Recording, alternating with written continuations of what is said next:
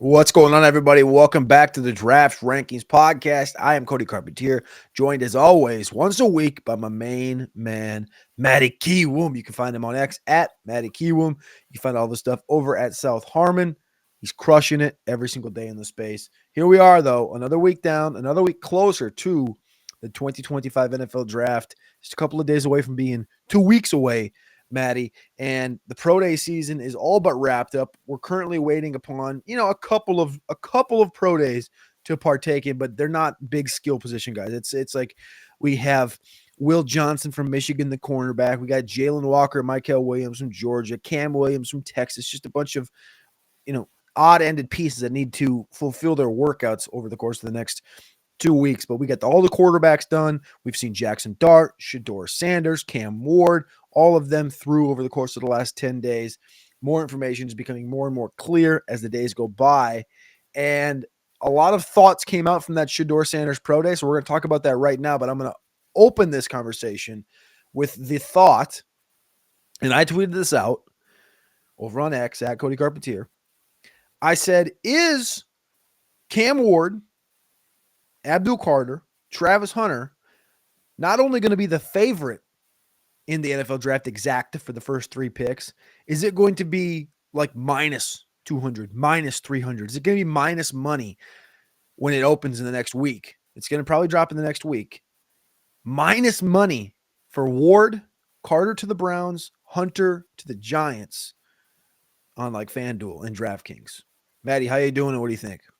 I'm doing great. I think the only thing that would stop it from being minus odds, like getting zero juice, is that number 2 pick. It seems like the Browns still could potentially go with Travis Hunter, and if Hunter goes 2, I don't know if Carter is a lock for the Giants. They may try to trade out. Maybe they trade back with a team like the Panthers, who are looking for some pass rushing. So I don't know. I think that would be the only obstacle for making it a minus proposition. But I think we're starting to see the clear picture, right? I mean, happens every year. You get a couple weeks out. Last year was a little bit further out because of the quarterback position was so solidified. We knew 1, 2, 3, 4, 5. We knew the top 6. They were lock solid this time last year. We just didn't know if it was going to go all neighbors or neighbors all. But we knew it was going to be the 3 quarterbacks. We knew it was going to be Marv and then those other 2 players. So we had the top 6 dialed in right around this time last year. So we got the top 3. I think we're pretty dialed in. I think now we know Cam Ward to the 101. The next update, could that be minus 850? Like, I think we're going to see ridiculous odds drop because they canceled their meeting with both Hunter and Shador. You're talking about Cam Ward number 1 overall? Yeah. Cam Ward number 1 is a lock solid. That's minus done. Minus 20,000 over on. Okay, so I mean, I said 800. I was fucking way off. But the sentiment, I guess, was at least in the ballpark, or at least on the planet. But yeah, Cam Ward going 1 is a lock. But let's talk about the pro day, Cody, because now I'm starting to believe Hunter knows his position. Travis Hunter didn't do shit. You got something? What do you got? No, I was going to say, before we get off of the positional thing, though, I brought up Carter at 2. Hunter's actually the favorite at 2, and Carter's the favorite at 3. Just for clarification purposes, they're the odds-on favorites. So Travis is minus 135, and Carter's minus 105 at 3 overall. So just want to get that in there before we moved on to the official pro day conversation. Oh, that's interesting. But I mean, either way, we know what the top 3 is. As a Pats fan, now the hope, like the excitement kind of comes down a little bit, and now it becomes more practical. What do they do at 4?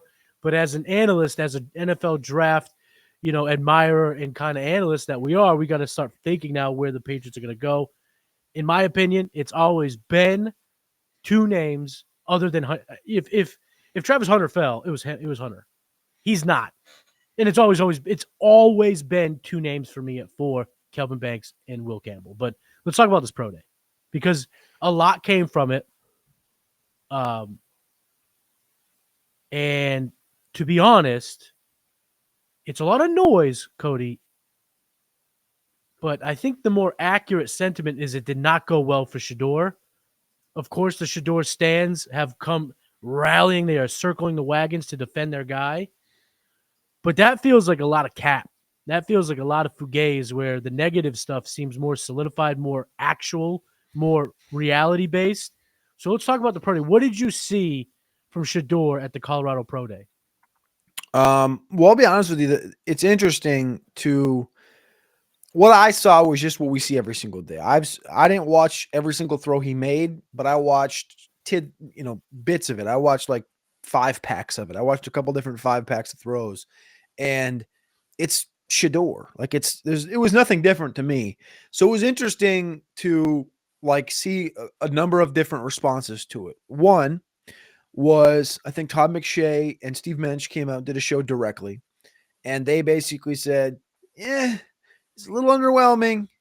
We want to see him open up a little bit more." At the end of the workout, he went and did like a 2-minute drill. He went down. He never really aired it out. Typically, we see these guys at their pro days and their throwing sessions like build in the rollout deep ball. They build in some type of like 40 to 60 yard bomb that we're typically used to seeing. And instead, Shador's ended with him doing like a almost a 2-minute drill, going down and like clocking the football so that the kicker could come out and kick an extra point. And that was it. He was just done, which I thought was a weird response. And then you have, as soon as that got done, I was watching that response. I get onto a different show with Alex Dunlap, and he goes, "Yeah, I watched it all." And I said, "What'd you think?" And he goes, "I thought he looked great."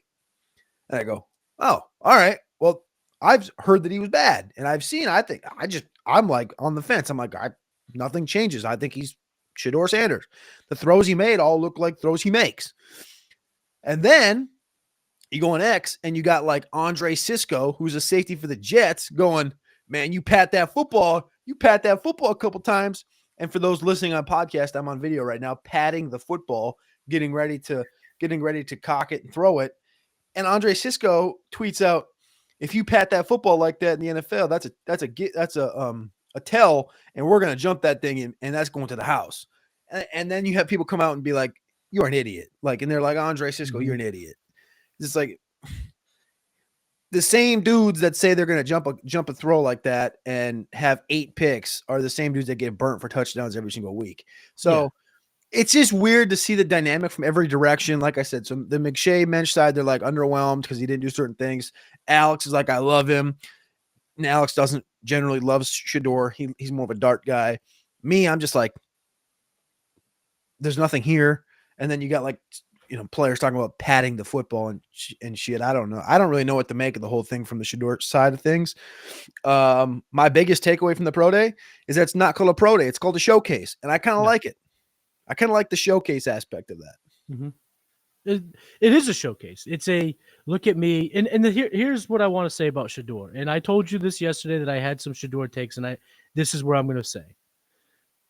I have gotten completely. I have prospect fatigue, and it's not on the skill set of the player. It's on the fact that everyone and their mother feels like they have to have an opinion of this kid that's polarizing. And I've just gotten so sick and tired of the naysayers saying he sucks and the Bobo saying he's great. He's just okay. He looked okay in film. He looked okay throughout his entire career. He was a 3-star high school recruit. He was in the number 15th ranked quarterback of his high school class. He's always been an okay player, but because of the name on the back of the jersey and the Rolex on the wrist, everyone feels like they have to have an opinion, and they feel like their opinions have to be either turned up to 11 or turned down to negative 11. But the truth is, Cody, and this is why you tune into the draft rankings every day to hear Cody speak. This is why he's the best in the space. This is why you tune into the long form podcast once a week, that we can have this conversation. You feel meh because that's what you said it right off the top. Shador. If his name was Alex Jones, if his name was Steven Jefferson, how about Alex Magoo? Can we go Alex Magoo? If he was Alex Magook, we would be like, yeah, he's not bad. He's probably, QB2, QB3 in the class. Yeah, he's probably right there. He's probably a second-round pick. But because he's Primetime's kid, there's this aura. I'm going to say it. There's this fetish. I'm going to call it a fetish that people have to be polarizing. And it's just sickening. He's the best QB in the class. It's like, no, you're lying yourself. He's terrible. No, you're lying yourself. And what I will say this, And it's the old man take that I have about every one of these prospects every single year. Go look at the tape. Go look at my takes last year of players and the year before. It's always the same. I do get a little disappointed. I'll call it. I'll call it disappointed. I'm going to go with the old man route. I'm going to call it disappointed, where obviously Shador's team heard the McShays and others coming out of the combine saying that teams felt he was disinterested. And if I'm that kid and I have that dog, and I'm not saying he doesn't have that dog, the dog is clearly there in the tape. It's clearly there in the fact that he's been intricate. Well, I have another take about this. I'll get back to that in a second.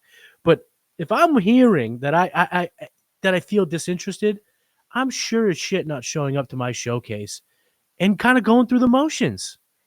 I'm gonna make sure we're on the ball. I'm getting the guys going. I'm doing this thing. I'm not settling for a field goal. We're scoring a touchdown. I'm pushing the ball downfield. Even if I have some overthrows, I'm pushing that narrative that I'm not complacent. And I watched that entire pro day and I saw a kid that believes he's the second overall pick. But everything that I'm hearing boots to ground, he isn't. And that is concerning. That is concerning for me. Not saying it means he's going to be a bust or he's not going to be an NFL quarterback or a franchise quarterback. But to me, as a kid who played sports, you played sports, and I'm not saying, oh, I played Pee Wee football, so I know what it's like in the NFL. No, of course not. But I played D2 baseball, and I played with hundreds of different other teammates throughout my life in baseball. And there are some kids who think their shit don't stink, and they were always terrible, and they were the reason why they could never really get to their potential. Not saying that's Shador, because I think his system will help him there, but man, it's tough to see a kid who's hearing these narratives, hearing that he's disinterested, hearing that maybe there's a bit of entitlement because of the name in the back of the jersey, come out in a showcase and look like that narrative. And this is not about his arm strength, because you know what? The kid threw ducks. Go watch the Colorado tape. Kid throws ducks.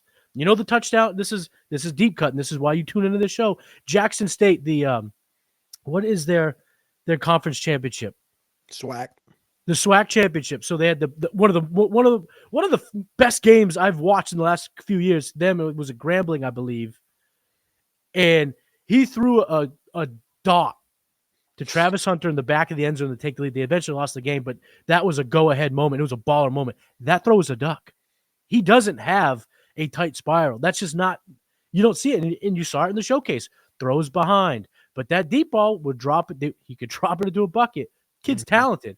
But I'm just sick of the discourse that we have to take polar ends of this kid and what he's going to be, when the truth is he's solid. He's fine. The truth is he's going to need weapons around him to be good in the NFL, to be great in the NFL. He's not going to Pat Mahomes anything.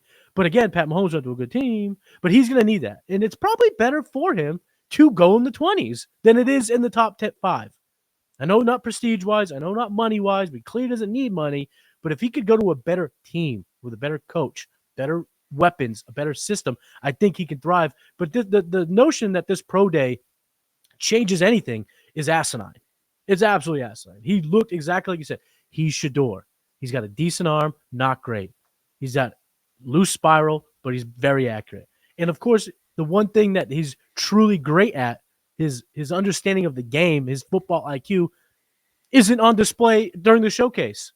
So it is what it is. And I think, and it is my belief that the Tennessee Titans canceled their meetings, and it had nothing to do with what it looked like on the field. It had everything to do with them just being like, you know what? Cam Ward was different, because again, Cam Ward showed up to his pro day, and I'm sorry if this sounds crude, put his Schmenzer on the table and said, this is number one. This is what number one looks like. And Shador did it, but Shador's not going to be like, that's not how his whole process has been. So I don't fault him for that. I just, as an old curmudgeon that comes from an era of hard-nosed sports and tough sports and dog-eat-dog type mentality, I wish he would have come out with a little bit more sense of, you think it's Ward at 1. I deserve to be Ward at 1. But that's not how it's been. And it's actually dated back to last summer. Remember that video with Shador and Cam Ward playing catch? Cam Ward little brothered him. Yep. And it's been the same. It's been that way ever since. And so I just got to say, people, stop caring so much about Shador Sanders. Stop turning it up so high or turning it down so he's fine. He's a first round pick. He's probably going to be a decent quarterback in the NFL. But that's it. And I got one last thing that I'll say. I've heard this narrative time and time again that he's changed cultures. You went to Jackson State, turned the program around. Went to Colorado, turned the program around. You know who also went to Jackson State? Travis Hunter and Deion Sanders. You know who also went to Boulder? Deion Sanders and Travis Hunter. Maybe it wasn't Shador that turned these locker rooms around, turned these cultures around. Maybe it's one of the greatest athletes this planet has ever known, and maybe one of the top 5 greatest athletes that we'll ever see. Maybe it was those two guys more than Shador. No shade to Shador. You don't have to change programs to be good in the NFL. But let's stop acting like this guy is the sole reason why those locker rooms changed when, prime time carries a big shadow. And Travis Hunter is going to go down as one of the most talented draft prospects ever evaluated. I think you nailed that. I think you nailed that on the head. And just exactly how the back end of that was laid out, because everybody knows how important the quarterback position is. Yes, it's very difficult to win games without a above average quarterback. Shador's very above average. He's not average and he's not great. I think he's above average. I don't think he's very above average. I think that's just another way of saying it's Primetime's kid. I think he gets the extra bumps when we all truly feel he's just above average. I would go average, very above average, or average, above average, good. I think he's good. I think he's good. Yeah, I'd give him good. That's fine. That's if you frame it that way, I'm with you, Cody. I'm with you. So, and here's the thing, like, if you put somebody else in there, and I think you'll see it this year with Juju Lewis if he plays, or the kid Caden Salter from Liberty, who won like 9 games at Liberty. Like, he's a good quarterback. We'll see what happens, but I would venture to bet that I think they're still going to win 7, 8, 9 games in Boulder this year. Maybe that's a take. I don't know. I don't really care. That's where I'm at right now.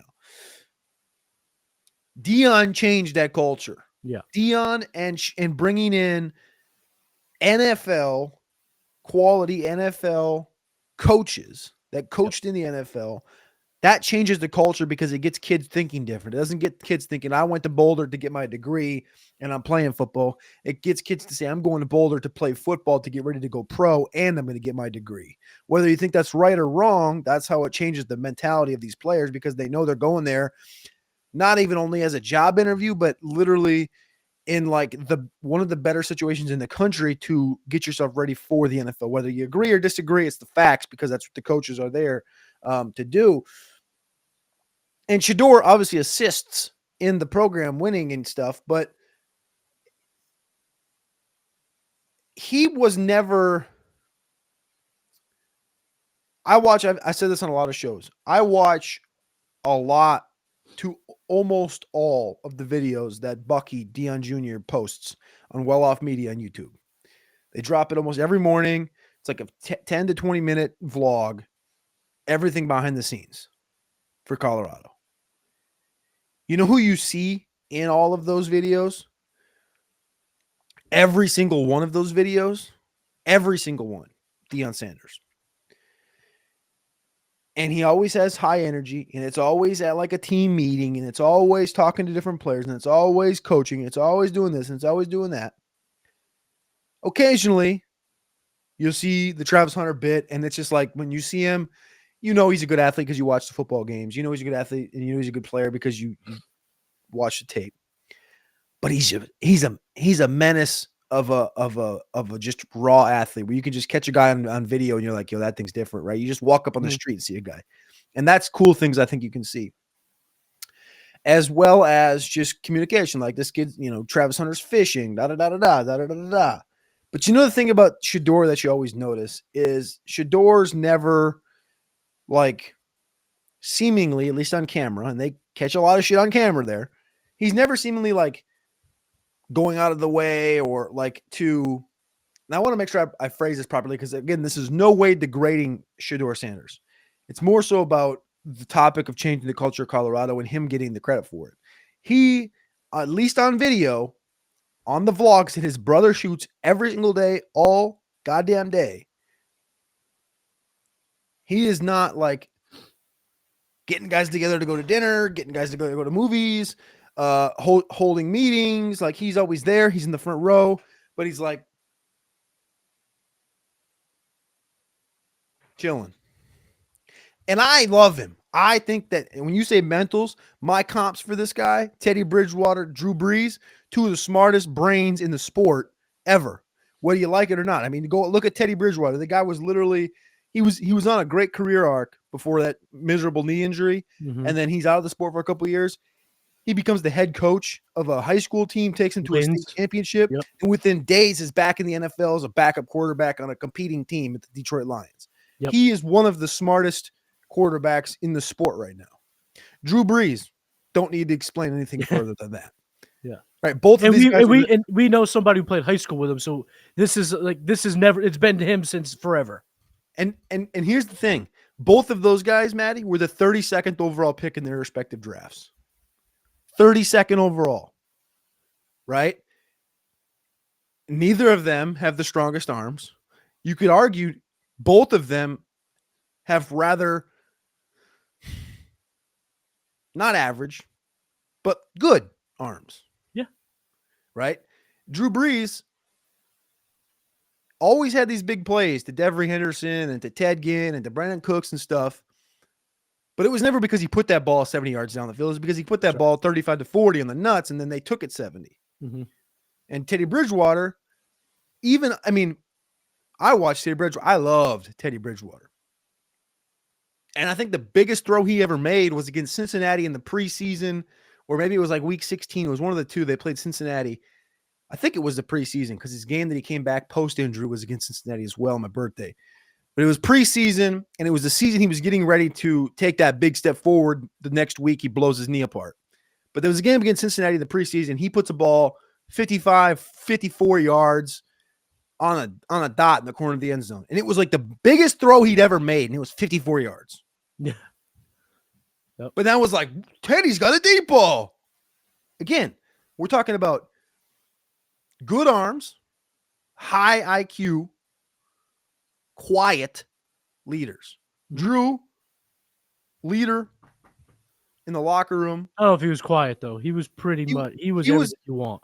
He was much louder than Teddy. Teddy was very quiet. Shador's rather quiet. Drew was we've heard some stories from Alex about Drew in the high school locker rooms, and obviously everybody sees the pregame stuff where he's like, "Oh, the dog's in the house!" Like, woo, woo, woo, woo. Like you always see. That's the. Just want to run through a brick wall, baby. But those are the two differences, right? And I think you look at a lot of different guys, even like Tom Brady, who, bigger stature guy, bigger arm. Everyone wants to comp him to that, sort of, I would say, because of the IQ and the underwhelming athleticism. But the 32nd overall pick thing is interesting to me because you said the name, and the name always gets the boost. And that we're just being honest when we say that. I love Colorado. I hate having these conversations because I know Colorado likes to see these and use them as like, this person can't ever come to campus because they talk bad about it. Like, I'm not trying to talk bad. Like, I don't think we've said anything bad. I think we're just trying to say what we're trying to say. He's a real back end first round talent. He's not a top 5 talent. And I think that's kind of becoming an issue with this class overall. The reason that the tackle question is even a question with Will Campbell, Kelvin Banks, and Armand Membu is because none of them are top 5 talents, top 10 talents. The reason that the receiving group is being shifted right now and conversed highly because Tet's not a top 10 pick, Matthew Golden's not a top 10 pick. And when I say top 10 pick, that means top 10 graded. That does not mean they're not going to go in the top 10. Right. Idiots that are out there. I love that. People get the message like, you said he's not a top 10 pick, or he's going to go 7th over. That's not what that means. Okay? Yeah, we don't know where they're going to go. We, you know what I mean? Even Adam Schefter, the guys who are as dialed and plugged in, they don't know where they're going to go. And then the Shador thing is like Shador's getting conversed right now in the top 5 at 2, at 3, because look at the quarterback group. You literally got 26-year-old Tyler Shook. You got 22-year-old Quinn Ewers who can't stay healthy. You got Jalen Milroe who's underdeveloped. You got Will Howard who's old and from an NFL perspective, not it. You got Kyle McCord who's got a hose, but transferred away from Ohio State, then led the country. That's like, those are like quarterbacks 5, 6, 7, 8. Yeah. You got Dart, Shador, and to me that's it. It's Dart and Shador for that QB2 spot. Me too. And neither of them are first round, like top 10 talents. They're just not. But you have to get that artificial inflation because of Tennessee needs a quarterback. Mhm. Cleveland, currently, like we've talked about the last couple of weeks, has their pants around their ankles and they're duct taped to their heels. And the Giants, they've sort of covered themselves up, but they haven't really. Yeah. And like you look at even the Jets are murky. They got Fields. They paid Fields. They got Jordan Travis. I get it, but there's just Pittsburgh has murky nothing. situations. They could get a backup quarterback in Vegas too, and Yep. in a class that's not great, it puts things in perspective to where Shador gets all these things going together and he gets inflated up to this top 5 conversation. And then so when people say he's not a top 5 pick and he's going to fall, and Lance Zierlein consistently hasn't fallen off to the top 15, it makes sense. But also at the same time, it doesn't. So there's an opening 25-minute monologue on the fucking Colorado showcase. Yep. But I mean, I like Shador. I fully Yeah, believe that like QB2 in the class. we could look back in 5 years and Shador could 100% be the best quarterback in this class because of the mental makeup. Absolutely. But I think that the ceiling of this class is probably QB 8 to 10 in the NFL. Maybe even worse. I was gonna say I would say worse than that. Which is okay. You could still be good and successful as a prospect. And like I said, Shador is still my QB2, but now I've toyed with it off and on throughout the process. He's in the same tier as Jackson Dart. Let's move on past this, but I want to ask one final question. You're starting a team today. You're drafting late in the first round of an NFL freestyle draft. So this is like a Madden fantasy draft. Correct. The Okay. go to situations of all time. I love those. Yes. You're drafting like in the 20s. Okay. All so I right? don't have a good team. I just No, you're in the first shit round end of right the now. stick. You're building your team. This team has no players on it. Yes. Yeah. Okay. Got it. Full Madden. You own the Tampa Bay Buccaneers roster. Or no, you own the Tampa Bay Buccaneers franchise with nobody on the roster. With the uniforms. I like the uniforms. Yes, creamsicles. Trevor Lawrence, Cam Ward. I'm taking Trevor Lawrence. Jared Goff, Cam Ward. I'm taking Cam Ward. Really? Yeah. We've seen Goff ceiling. We've seen it. And getting a guy like Goff in a draft like this means I have to be so razor over these next 5 picks, where I think Ward gives me a little bit more freestyle, a little bit more like he could pick up some slack. I don't think Jared Goff will ever pick up slack. All right, Herbert Ward. Herbert, for sure. Baker Mayfield Ward. Probably Baker. Even though he's a little bit older than those other guys you've mentioned, I still think he's got that dog in him. I still believe in Baker's ceiling. J.J. McCarthy Ward. This is an interesting one. I think I would go Cam Ward, to be honest. I think I would go Cam Ward. I think he has more raw skills than McCarthy. I think McCarthy got inflation for winning the Natty, being part of Harbaugh and the Michigan Wolverines team. I don't know if he's going to be able to kind of raise the waters and raise all the boats like a Cam Ward could. So I'm going to go Ward. I think he's only lost like 3 games in his life, by the way. Yeah, I love that intangible, but this is the NFL. That's where stats like that go to die. Bryce Young, Cam Ward. Cam Ward. I would go Cam Ward there. All right, so let's stop right there. That's going to put him around quarterback 16 right now, maybe 17, 16, 17. Shador, you would say, is below all of those names. I think I would take Shador over Bryce Young. Okay. And I know that sounds crazy because Bryce Young went first overall, but I think what we've seen in the NFL is like how small of margins he has because of the size. Mm-hmm. And I think that Shador has a little bit more wiggle room. It's close, though. And I know that's going to sound crazy because Bryce Young went first overall, but I just think we've seen what limitations his stature can possess in the NFL, where Shador, I think, has similar but not as many hindrances. So I might go Shador over Young, maybe. Sam Darnold? Or Shador? Yeah. I'm going to go Shador. Okay, so we'll put him. We got Shador then probably at 20. Yeah, that sounds about right.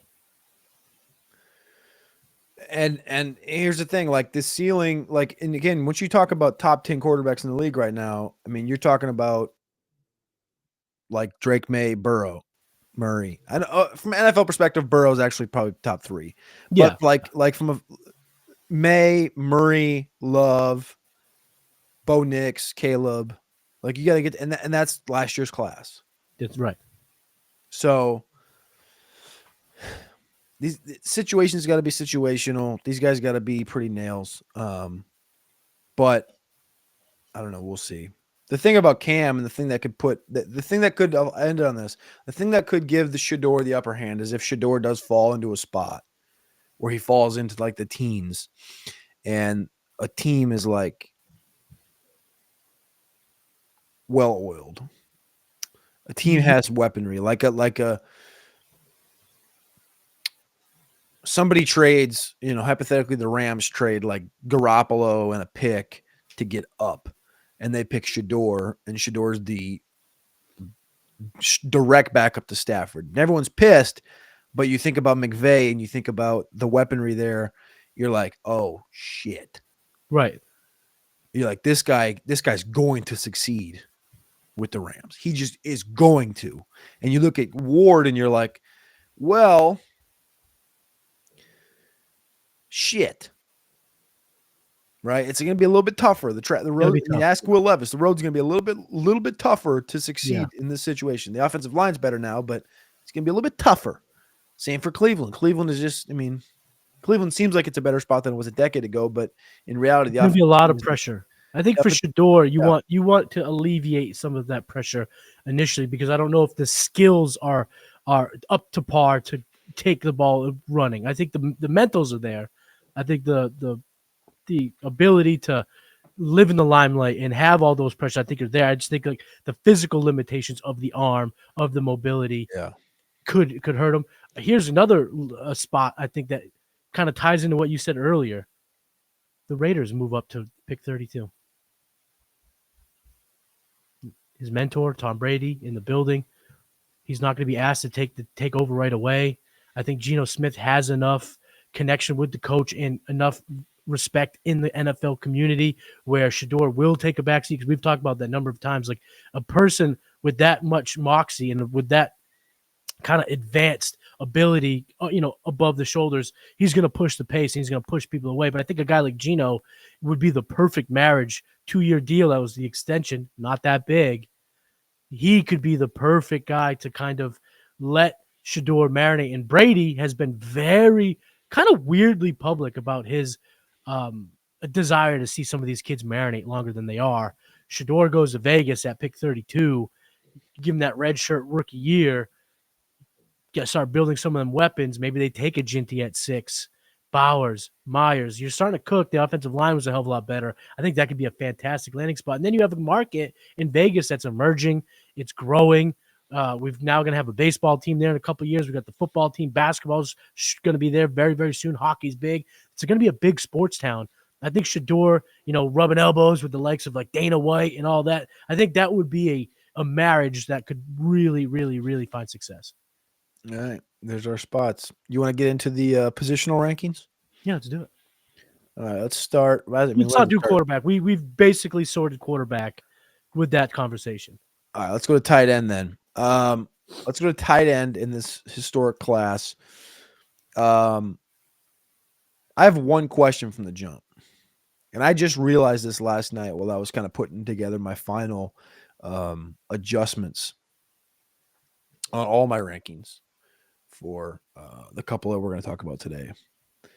And that's arm length. And I know people are going to be like, what are you talking about? That doesn't matter. But I didn't realize this until literally last night. And it's the guy at the top of the marquee has quite literally, Maddie, the third shortest arms in the class. And from a historical context, Tyler Warren, the tight end from Penn State, who stands a mighty 6'5.5", 256 pounds, with 9.5-inch hands is one of just 29 players since 2000 with 31 and 3/4 inch arms or smaller. 31 and 3/4 inch arms or smaller. Again, shorter. And this has been the big conversation around, obviously, Will Campbell, the offensive tackle, because he's sub 33-inch arms, playing tackles tough. And I'm not saying anything other than I think it's interesting. I'm not saying it's a big deal. All I'm going to tell you is the historical hit rate so far for tight ends with 31 and 3/4 inch arms or smaller is minute. One player out of those 29 players with 31 3/4 inch arms or shorter has been a Pro Bowler. One other one was a Mackey Award winner, and he was drafted into a situation where he got completely cucked by an all-timer in Brock Bowers, Michael Mayer. Michael Mayer's on this list as well. Mayer came in 31 and 5/8. But the rest of this list, and for the one name that is a Pro Bowler was Zach Ertz. Mm-hmm. Right, 12-year vet, 31 3/4 exactly. But he was a third-round pick. Like, it was like he wasn't expected to be Zach Ertz. He worked to get to be Zach Ertz. And even if you want me to expand this thing to just straight up 32 inches, where again, Tyler Warren came in 31 3/4. The only good names it adds is like Isaiah Likely, who really hasn't done anything other than a couple games. Tommy Tremble. You got Thad Moss in here. Jake Butt. Hunter Bryant. And it adds in Troy Fumagalli. It's not a great list of guys that it even adds if you go to 32 inches. Harrison Bryant, Briley Moore, who we just watched in the UFL last night. Brenton Strange from Penn State, who's going to get an opportunity to play this weekend. Or this year, sorry, for Jacksonville. Dalton Schultz was on here, not a Pro Bowler though. Irv Smith, historical bust. Noah Gray. So like you can see when I'm saying these names, I hope you guys are visualizing the body types of these guys. The body types of the Irv Smiths, 6'3", 240s, the Dalton Schultz's sub 250s, like the things like this. And then you think of Warren, and Warren's 6'5.5", 256. Like, this is a monster. And again, I am not saying anything by this other than the fact that the historical hit rate of short arms at tight end, it's not a translatable thing. Generally, the most translatable thing to breakouts is athleticism scores and things like this. So I think it's interesting. I'll say that. Right. I think I didn't know that. I'm glad you brought this up because we probably catch a little flack for it, but you and I are very big on these type of things. We talk about hand size at quarterback, and it's not that we were trying to be cheeky. We're not trying to be funny, but stats are stats. Yeah. And when things are that undefeated and that stacked against you, there's probably reasons to give that credence, and it kind of that's concerning for Tyler Warren. Now, you started this conversation by saying this is a historic tight end class. I may be in the minority here, but I have never thought that this was that good of a tight end class. Why? Because I don't think there's any. I don't think we're going to look back in this class and see a whole bunch of pros, like all pros, Pro Bowlers, or for the fantasy people out there, tight end ones. I don't see a lot of it when I watch. I see good players, solid players, but I'm old enough to remember a lot of football. Yeah. And you know what this class reminds me of? The 2014 draft. Here were the names in the 2014 draft. And if you can remember, Cody, you're not as old as I am, but you are a hardcore. Eric Ebron, baby. Yep. Ebron. Okay. Ebron went in the first round. Then there was a slew of second round guys that had a lot of hype coming out. Austin Seferian-Jenkins, Jace Amaro, Troy Nicholas, CJ Fedorowicz. Those are all top 65 picks in the NFL draft. And none of them were really all that good. Ebron was okay. And I see a lot of similarities to this. Like, I love Colson Loveland. He's my tight end one. Warren, I think, is a good player. But, I mean, he's going to have to go to a team that's going to use him in all the ways that he was used at tight at Penn State to truly thrive. And now you talk about this arm length thing, which suggests maybe he's not as good of a blocker as some were hyping up. Maybe he needs to be more of a gadget guy. And then Mason Taylor and Elijah Arroyo. Dude, Ebron's my comp for Arroyo, by the way.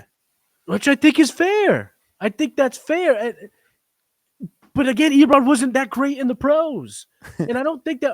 I think Arroyo and Taylor are good players, but if they get like, I mean, I could see someone like Luke Lachey being better than both of them in the NFL. I could see a guy like Gunnar Helm having more success than them in the NFL just by the nature of this position and what NFL teams ask of these players. And then you got a guy like Harold Fannin, who's an all-worldly producer at Bowling Green. He's fallen to tight end 5 for me because it seems like the NFL is not going to give this kid much interest. It's weird, isn't it? But if he goes to a team like the Chiefs and he can marinate behind Travis Kelce, who only catches the ball, he could be the best tight end in this class by far. So I look at this class, I see a lot of blah.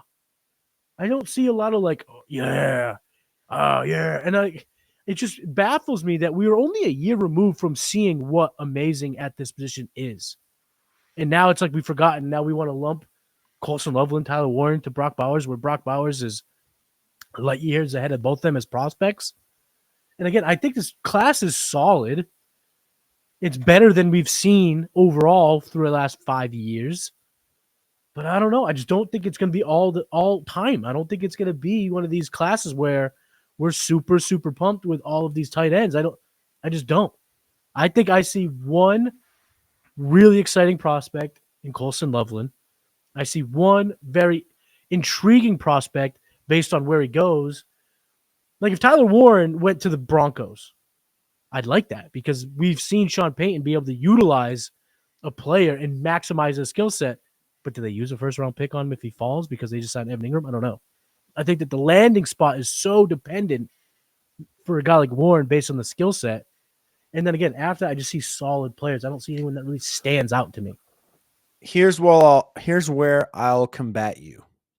And I don't think this is a transcendent class, which our friend Theo Graminger has called it. Transcendent would infer that it's going to change the arc of the position in the sport or in fantasy or things like this. Mm-hmm. I think this is a great tight end class because you have two guys that are projected to go top 15, two very good prospects. I don't have any questions about Colston Loveland or Tyler Warren succeeding other than now this length thing that I hadn't realized to this point, which is my own problem. Nothing. I comped Tyler Warren to a modern day John Mackey. And there's very little footage of John Mackey out there, but if you go look it up, there's a 4-minute video from his top NFL Network top 100 show where he was like ranked the 47th greatest player of all time, and they show a lot of footage of John Mackey, and it's like, yo, he looks like Tyler Warren. I think I'm not saying he's a Brock Bowers type of a prospect. Colston Loveland is like a cheaper, penny version of Brock Bowers. He's going to go in the first round. I really like him. So that's two really good prospects. Mason Taylor to me is more of a guarantee on the box. Like I just know this guy's going to be good. I know he's going to make it to the league. I know he's going to be like Michael Mayer. The Michael Mayer people are probably like, oh, he's a bust. He's 35th overall to the Raiders, but he just got in the situation where coaches change, situations change, and prospects are different. And everything's just been, I think Mayer's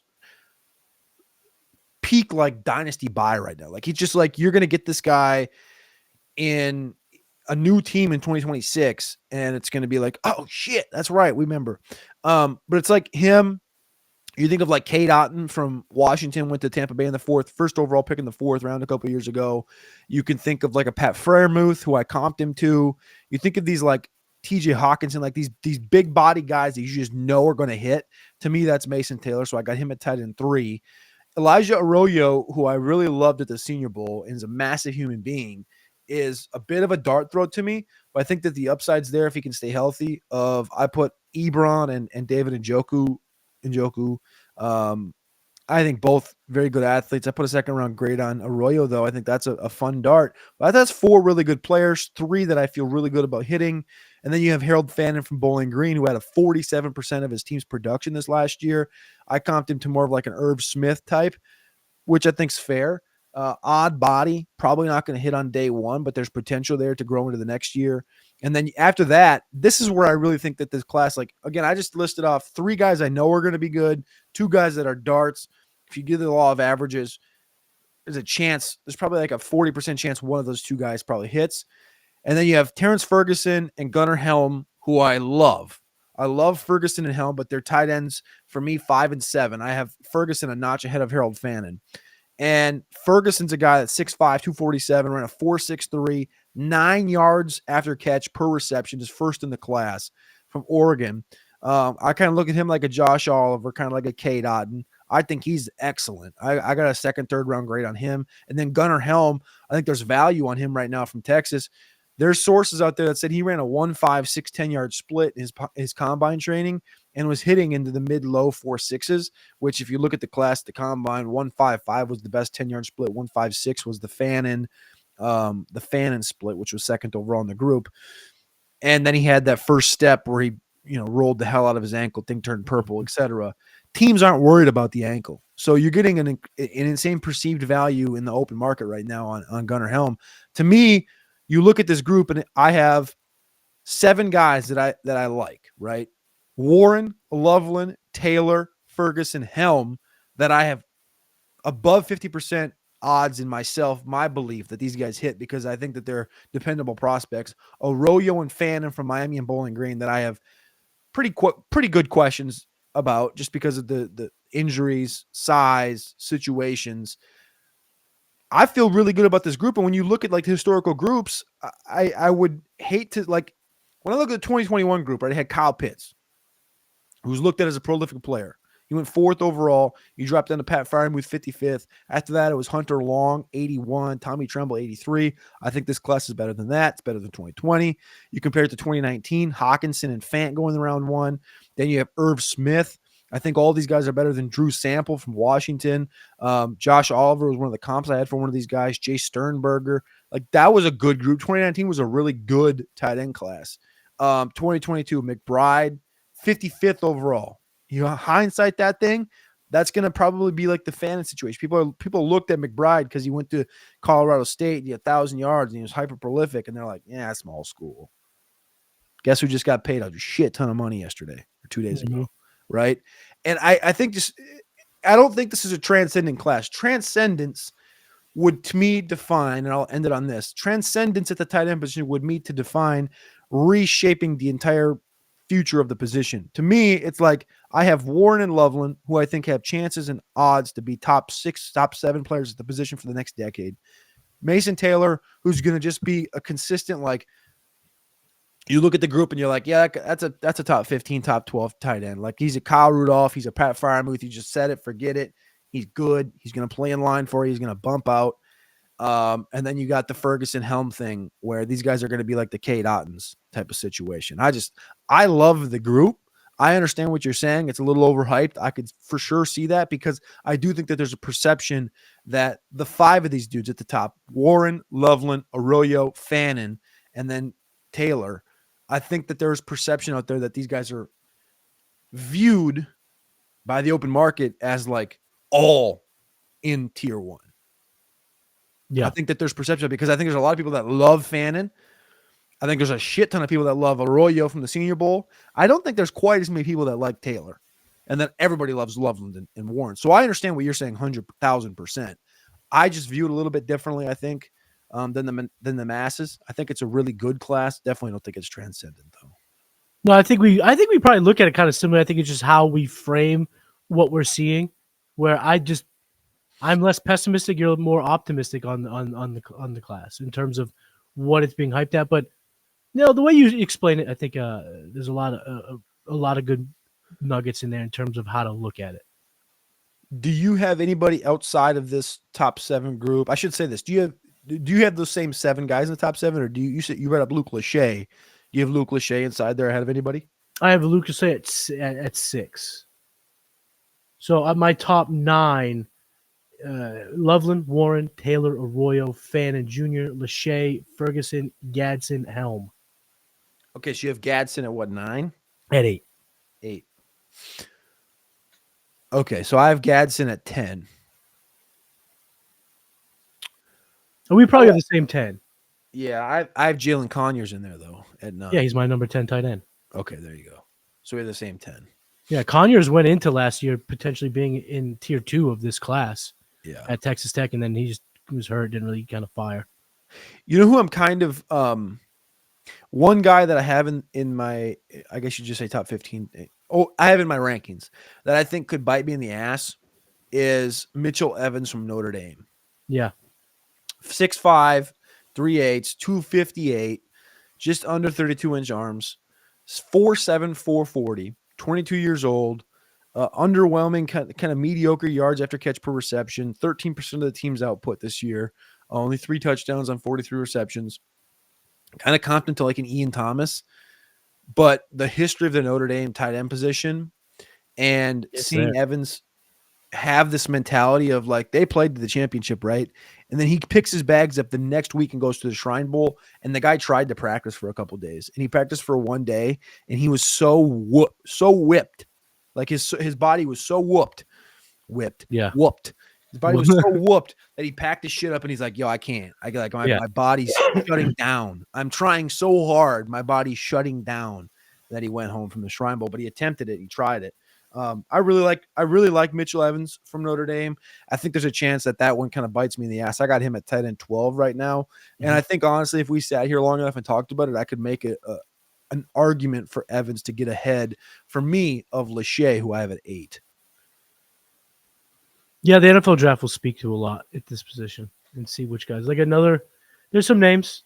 We'll see how they stick around. Like someone I think that could surprise folks when they hear his name called is CJ Dupree from Bama.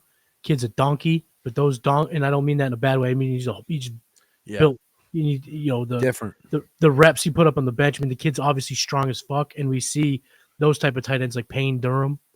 You know those type of names that just end up getting that draft stock. That are like, wait, what? It's like, well, he's gonna block. He's gonna be good in places we need him. That's another name. Dude, that was literally perfect analogy right there, because I remember specifically at the Senior Bowl watching Payne Durham and telling Alex, that's a big donkey. That's remember that sentence in my head. When we were together for the draft last year, and Payne Durham or 2 years ago, whatever it was, when Durham was selected, you said that dude's a donkey, and that's how I've always looked at these big, strong tight ends that don't catch the ball a ton, but they'll block. They'll do the dirty things that the NFL does need on their roster. All right, we're going to get to running back and receiver, but first, make sure you please click that like button. Please click subscribe here on YouTube. I'm live every single morning. Not live, but we're here every single morning, 7 a.m. Eastern time on the Draft Rankings Show on YouTube and on podcast. If you're on podcast, please remember that you can go over to the Draft Rankings podcast feed by itself. You don't have to only consume this from the Player Profiler podcast feed because it drops at 7 p.m. on the Player Profiler feed. If you want to get it at 7 a.m. every single day for your ride to work, because you can put this thing on 1.5x and pretty much nail the morning show every single day in about 6.5 minutes. Mm-hmm. So maybe the most consumable show on the internet right now. Click that like button, click subscribe, and go follow Matty Kiwoom at Matty Kiwoom on X. No reason this guy's not up over 5, 6, 7, 8, 9, 10,000 followers. We'll get there someday. Matty Kiwoom does everything over at South Harmon. All right, let's get to running back really quickly. We're closing in on an hour. We're probably going to go a little over that. Let's go running back first. So this last week, the internet, in Alex Dunlap's terms, tried to cancel me because Matt Kelly, the Podfather, brought up Ashton Genty and this running back class. This is the context. He brought up Ashton Genty in this running back class and compared it to Saquon Barkley and that 2018 class. And he said that Genty is the Barkley and that the rest of this class isn't as good. And I said, I disagree. Genty's closer to Penny than he is Saquon Barkley. And that was taken into context by a lot of people, including a clip made by Player Profile, that I comped Ashton Genty to Rashad Penny, when in reality that would make no sense because Penny was 3 inches taller. He was 20 pounds heavier. He actually ran a 4.40, and he too had 2,000 yards and 25 touchdowns. So we're calling a spade a spade. If people are out here in the comments, Penny was nasty. Penny was nasty. Now, again, Penny was not a missed tackles forced guy. Penny did not bounce off people like Genty and Kamara do. But if we're calling a spade, like I don't think that my take in reality is that I don't think that Genty is a generational talent. I shouldn't say that. Generational prospect. I think he's a high end talent. I do wonder about some of the athleticism traits because he didn't show any of them. He's obviously bricked up. He's 5'8", 205. So I'm not worried about Genty in reality, but I don't think he's a Saquon level prospect. To me, to be a generational prospect, you have to, either have supreme athleticism traits, whilst being 5'10", 5'11", and 215 plus. Those things go like, I don't even consider you in the conversation of being a generational prospect if you're not 5'11" and at like 210 plus, 215, 220 in that area. Like I'm thinking of, like I said, Saquon. I'm thinking of Bijan. I'm thinking of Adrian Peterson, LaDainian Tomlinson. Like the name goes on. Now, you can be an outlier like a Jahmyr Gibbs, like a Christian McCaffrey. You can be an outlier for sure. And you can be a supreme talent that is an outlier, but that does not make you a generational prospect. The generational prospect is someone that has a complete package, not only on paper, but on height, weight, everything. Athleticism, right? That's how my brain works that. So I don't think Genty's a Saquon level generational talent. I do think he's very high end, but in totality, I think this is not the 2019 class with Saquon and Penny and Sony Michel and Ronald Jones and Kerryon Johnson and Darius Geis. Because if it is, Maddie, we're fucked. No, this is, you want to talk about potentially transcendent classes. This is a transcendent class at running back, in my opinion. But one thing for me personally, when you want to talk about generational, for me, and this is me specific, it doesn't have to be yours or anyone else's. To be generational, you have to see that truck coming a mile away. We knew at 18 years old, Brock Bowers was generational. We knew when he was 18 years old, Malik Neighbors, Marvin Harrison were generational. You see those guys coming. Not saying that we didn't see Genty coming, but hit the rewind button back to last August as we're heading into the college football season. Genty was not a favorite or a contender to be a Heisman Trophy winner. He was not a lock to be a top 5 pick, top 10 pick in the NFL draft the following year. I'm not saying he came out of nowhere because his 2023 was arguably more impressive considering what he did in the passing game for Boise State. But he's not generational. He's very, very, very, very good. And this class is unreal. This class is unreal. And I just, sometimes people in football, people in the NFL draft space, fantasy space, these kind of more niche categories as opposed to just a football fan, they have amnesia, brother. They forget. They have such short-term memory. Don't get it twisted. Rashad Penny was awesome at San Diego State. Similar competition to Ashton Genty. And I got to say this, and I got to give you very much credit for this. Starting to post the college tape for these past players, I saw D'Angelo Williams, the Rashad Penny, is genius because these motherfuckers, Cody, need to be remembered. These people have N'Keal Harry, how good they were in college, because what we do, and I think what makes you and I special at this analysis game, is we don't let the performance in the NFL change our comparisons for when they came out. Life is life. Life will always life. Things happen. Situations happen. People excel or don't excel. They bust, they boom. All things happen, but going into the draft is how you should remember these prospects, because we all have good calls and bad calls. Rashad Penny was awesome coming out. Genty isn't generational, but I think he could be known as potentially generational if he highlights this transcendent class, if he is the best running back amongst them. But you want to say Omarion Hampton's the best in this class? I ain't fighting you. You want to say Travion Henderson is being the best in this class? I ain't fighting you. You say Quinshon Judkins is going to be the best in this class? I ain't fighting you. That's how good this class is. And the more and more I dig into the running back class, the more and more excited I am. And the more and more I could see a guy that I have outside of my top 15, a name like Trevor Etienne, being very good at the NFL level. It's that good of a class. Let me ask you two questions. May 2nd, 2024. Jordan Reed, way too early first round mock from ESPN. Where was Ashton Genty into the top 32? Not there. Correct. Now, July 2nd, 2024. Matt Miller's top 32. Where was Ashton Genty? Not there. Quinshawn Judkins was. Mm-hmm. Not Ashton Genty. Judkins was 27. He was the first running back on the board. Now let's go to August 21st. Mock from Field Yates with ESPN. Where was Genty? Outside of the top 32. Outside of the top 32. So any motherfucker That's right. Talk to him. tells you. Talk to him.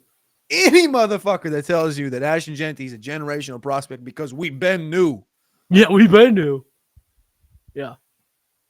Go talk to a wall. No, we been new about Travis Hunter. We've been new about Travis Hunter. Yeah. We've been new about Kelvin Banks. We've been new about Will Campbell. Mm-hmm. We've been new about Travion Henderson. We've been new about Luther Burden. Well, but maybe Luther Burden's been in those mocks. he has. He has. Luther Burden's been in that conversation. Yep. Since the hip, skip, jump. Oh, I'm so Ashton glad you Genty brought is that not. up. Ashton Genty, for all intensive purposes, had one season. Now, don't get me wrong. Yeah, right. I think Ashton Genty is going to be a very good running back in the NFL. High end. I got him as my third best running back in the sport already. Right? Yeah. And I'm telling you right now, anybody out there telling you that we bad knew Genty was wrong. Yeah. Go show me a mock draft from last May that had Ashton Genty in the top 5, let alone the first round pick. Right. Wrong. That was Travion Henderson because they wanted him to come out last year because he would have been the first running back in last year's class. Mm-hmm.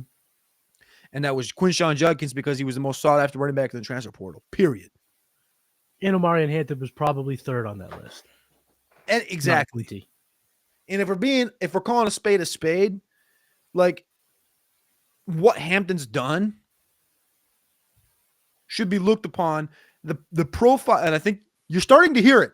You are, yeah. The drum beat is getting loud. I'm not going to get muddy right now, but I'm going to tell you this. And I think you know where I'm going to go.